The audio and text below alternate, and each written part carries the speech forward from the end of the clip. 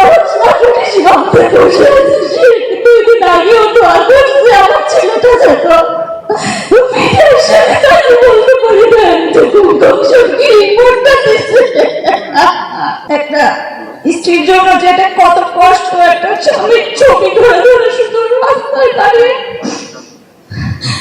তার সন্তান খুঁজে বেড়ানো, তার সন্তান শুধু বাবার জন্য যে হাহাকার, সেই হাহাকার গুলো আমরা কাউকে বলে বোঝাতে পারি না।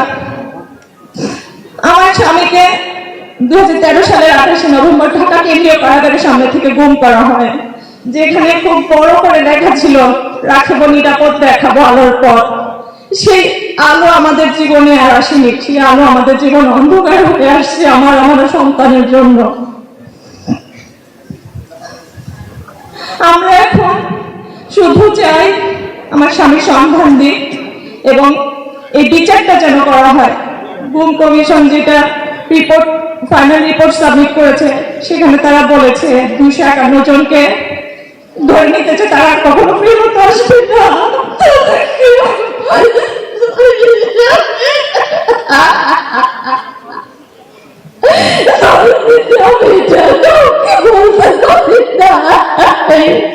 আমার শাশুড়ি সামনে বসে আছে, দুই দিন আগেও তো আসছে আমার ছেলেটা যেত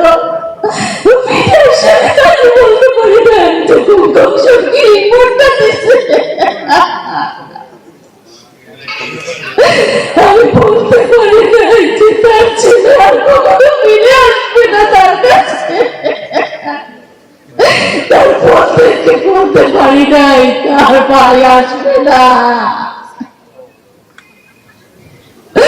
এছাড়া নিজের ভিতরে বয়ে বেড়ানো যে কি কষ্ট, কি যন্ত্রণা, সেটা শুধুমাত্র আমরা জানি, আমরা বুঝতে পারি। আমরা কেবল তাকে মৃত বলে ধরে নেব নাকি শহীদ হিসেবে ধরে নেব? আমি তো অনেক তারেক রহমান স্যারের কাছে জানতে চাই, আমরা কি হিসেবে মানুষগুলোকে ধরে নেব? বাকি জীবন আমরা কি হিসেবে তাকে মনে রাখবো? আমরা একটা দিনও পাই না যে তার জন্য স্মরণ করে মনে করে আমরা দোয়া করবো।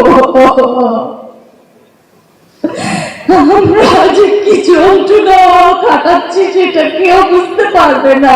আমাদের রাতগুলো বালিশ ভিজে যায়, রাতের বালিশগুলো কান্দায় ভিজে যায়, যেটা কেউ দেখে না, কাউকে পড়তে পারি না, নিয়ে আমরা শুধু চোখের পানি ফেলে যাই।